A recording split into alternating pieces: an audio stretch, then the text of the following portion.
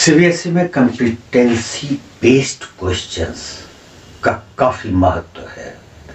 आज हम लोग इसी पर एक क्वेश्चन पर डिस्कस करेंगे। Pair of linear equations in two variables. Is the pair of linear equations x equal to p and y equal to q consistent? और ये सीबीएसई CFPQ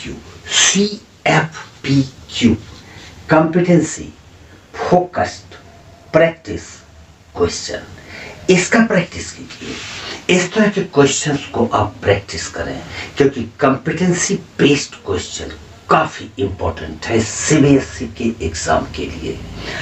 अब हम लोग ये देखेंगे कि ये कंसिस्टेंट है या नहीं है। तो ये जो दो इक्वेशंस हमारे पास है, जो दो इक्वेशंस लीनियर इक्वेशंस का दिया हुआ है, इसको समझने के लिए हम लोग एक्सिस खींच लेते हैं। ये हमारा एक्स एक्सिस और वाई एक्सिस है।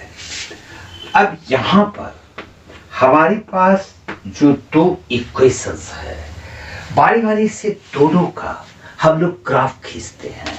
सबसे पहले x इक्वल टू p, तो x इक्वल टू p इस इक्वेशन का ग्राफ हम कैसे खींच सकते हैं? यहाँ पर p एक कांस्टेंट वैल्यू है, ये दिमाग में रखना होगा आपको। p का वैल्यू कोई ना कोई कांस्टेंट वैल्यू होगा। अगर हम मान लेते हैं ये x एक्सिस है, ये y एक्सिस है और ये हमारा ओरिजिन है, तो x का value x equal to p में p का कोई ना कोई कांस्टेंट वैल्यू होगा। हम लोग उसको मान लेते हैं वो 5 है। तो इसका मतलब x इक्वल टू 5, 1 2 3 4 और ये 5। अब अगर x इक्वल टू 5 का ग्राफ खींचने कहा जाए तो हम लोग सिंपली इसका ग्राफ इस तरह से खींच देंगे। ये जो ग्राफ होगा ये x इक्वल टू 5 का होगा। अगर p का वैल्यू 5 है तो ये यहां से यहां तक अगर हम इसको p मान लेते हैं यहां तक, तो ये x इक्वल टू p का ग्राफ हो गया। अब हमारे पास दूसरा इक्वेशन है y इक्वल टू q। यहां पर q भी एक कांस्टेंट वैल्यू है। अब इस कांस्टेंट वैल्यू को क्या माने? तो हम लोग 4 मान लेते हैं, 5 6 7 8 कुछ भी मान ले। तो y इक्वल टू q का मतलब y इक्वल टू 4 ले लेते हैं। तो y पर 4, 1 2 3 और ये 4। और जब हम y इक्वल टू q यानी y इक्वल टू 4 का ग्राफ खींचेंगे तो ये ग्राफ कुछ इस तरह से जाएगा। अब देखिए ये ग्राफ यानी कि ये वैल्यू हमारा q है।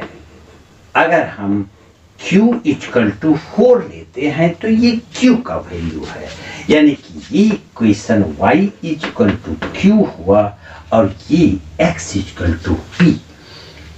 ये दोनों ग्राफ्स यानी कि x इक्वल टू p और y इक्वल टू q यहां पर इंटरसेक्ट किया हुआ है। ये पॉइंट है जहां पर कि ये दोनों ग्राफ इंटरसेक्ट किया।